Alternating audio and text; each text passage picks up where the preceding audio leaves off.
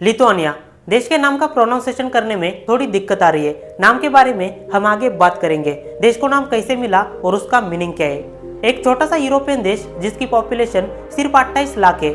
दुनिया के किसी भी देश में जाओगे तो उस देश का national animal, national flower, national dish, यहाँ तक कि नेशनल बर्ड भी देखने को मिलेगा। लेकिन क्या आपने कभी नेशनल परफ्यूम के बारे में सुना है? साल 2010 में देश की फम परफ्यूम नाम की कंपनी ने एक सुगंधित द्रव बनाया जिसे officially the scent of Lithuania नाम दिया। इसका मेन मकसद देश की सांस्कृतिक और ऐतिहासिक पहचान को परफ्यूम के माध्यम से दिखाना था। इस वीडियो में हम देश के हर कोने में जाएंगे और देखेंगे देश कैसा है। शुरुआत करते हैं, लिथुआनिया आखिरकार बना कैसे। 13वीं सदी में बाल्टिक समुद्र के आसपास रहने वाली जनजातियां एकजुट हो गई और एक राज्य की स्थापना की जिसे ग्रैंड डची ऑफ लिथुआनिया नाम दिया, जो कि मध्यकालीन यूरोप का सबसे बड़ा राज्य बन गया। अगले 100 सालों तक मतलब 14वीं सदी तक राज्य का विस्तार बाल्टिक समुद्र से काले समुद्र तक फैल चुका था। लेकिन 1569 में देश ने पोलैंड के साथ हाथ मिलाकर एक संघ का निर्माण किया जिसे पोलिश लिथुआनियाई कॉमनवेल्थ कहा गया, जो उस समय यूरोप के सबसे बड़े शक्तिशाली राज्यों में से एक था।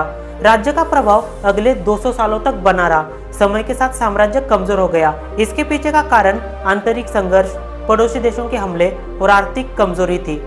18वीं सदी के अंत में पड़ोसी देश रूस, पर्शिया, ऑस्ट्रिया तीनों ने मिलकर पोलिश लिथुआनियाई कॉमनवेल्थ को विभाजित किया और देश का ज्यादातर हिस्सा रूसी साम्राज्य के अधीन हो गया।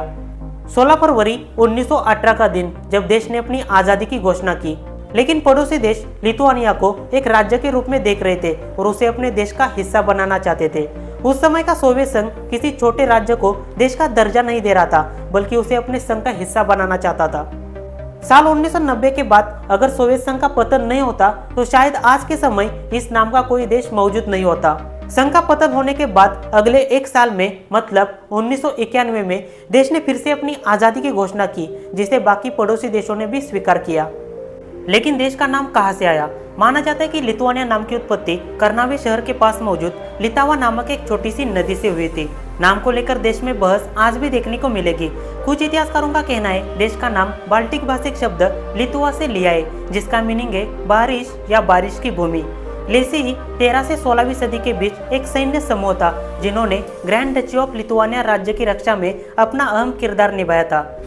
देश के नाम का पहला ज्ञात रिकॉर्ड 9 मार्च 1009 का दस्तावेज क्वेडलिंगबर्ग क्रॉनिकल में दिखाई देता है। इस लेखन में साल 1000 से 1030 की सभी घटनाओं का उल्लेख किया है। इन घटनाओं में सबसे ज्यादा चर्चित सेंट ब्रूनो नामक एक ईसाई भिक्षु, जिन्होंने बाल्टिक जनजातियों को ईसाई धर्म में कन्वर्ट करने का काम किया था। क्वेडलिंगबर्ग क्रॉनिकल के अनुसार सेंट ब्रूनो को 9 मार्च 1009 को लिथुआनिया और रूस की सीमा पर पगानों द्वारा मार दिया गया था। यह पहली बार है जब लिथुआनिया नाम किसी ऐतिहासिक रिकॉर्ड में दिखाई देता है। अक्सर देश का उल्लेख बाल्टिक देश किया जाता है क्योंकि इसका लोकेशन बाल्टिक समुद्र के पास है।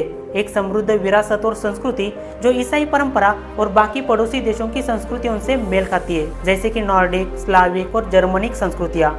नॉर्डिक मतलब नॉर्थर्न यूरोपियन देश, डेनमार्क, नॉर्वे, स्वीडन, फिनलैंड और आइसलैंड। इन देशों का कल्चरल प्रभाव देश में देखने को मिलेगा।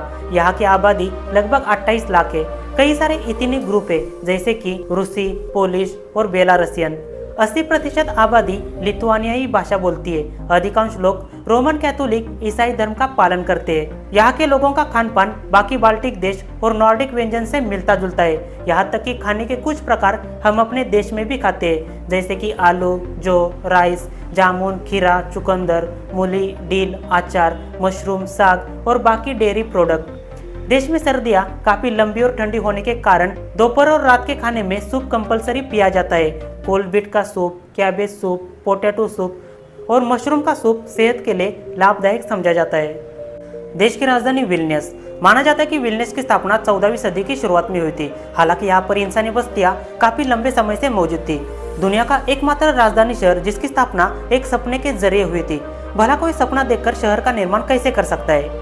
साल 1316 से 1341 तक ग्रैंड ड्यूक गोदिमिनस लिथुआनिया के सबसे बड़े शासकों में से एक थे। उनसे जुड़ी कुछ पौराणिक कहानियां आज भी देश में प्रचलित है। एक दिन शिकार के बाद गोदिमिनस राजा ने पहाड़ी इलाकों में रात बिताई। उसी रात उन्होंने सपने में एक लोहे का भेड़िया, आयरन वॉल्फ, उसे हुंकारते हुए देखा। राजा ने सपने के बारे में अपने धार्मिक पुजारी को बताया। पुजारी ने कहा यह सपना एक संकेत था कि उन्हें उसी स्थान पर एक मजबूत और शक्तिशाली शहर का निर्माण करना चाहिए। सपने के आधार पर राजा ने उसी एरिया में शहर का निर्माण किया जिसे विल्नियस नाम से जाना गया। आज के समय एक कहानी पूरे देश में सुनाई जाती है। हालांकि कुछ इतिहासकारों का कहना है शहर का निर्माण 14वीं सदी में हुआ था, जब इसे लिथुआनिया के राजनीतिक और सांस्कृतिक रूप में विकसित किया था। विल्नियस का सबसे पहला ज्ञात उल्लेख 1323 में मिलता है, जब गोदिमिनस ने व्यापारी, कारागिर, यहूदियों को शहर में बसने के लिए आमंत्रित किया था। दूसरे विश्व युद्ध के दौरान विल्नियस पर पोलैंड ने कब्जा किया। राजधानी को लेकर पोलिश लिथुआनिया युद्ध भी हुआ था। उस समय शहर में यहूदियों की आबादी सबसे ज्यादा थी। उन्होंने शहर को जेरूसलम ऑफ द नॉर्थ मतलब उत्तर का जेरूसलम निकनेम दिया था। दूसरे विश्व युद्ध में सोवियत संघ का कब्जा होने के कारण शहर की बड़ी मात्रा में यहूदी आबादी कम हो गई। सोवियत शासन के दौरान शहर की सांस्कृतिक पहचान को दबाया और कई सारी ऐतिहासिक इमारतों को मिटाया या फिर उनका पुनर्निर्माण किया। ये थी पूरी विल्नियस की कहानी। मतलब एक राजधानी शहर को भी अपनी आज़ादी हासिल करने के लिए इतना बड़ा संघर्ष करना पड़ा था।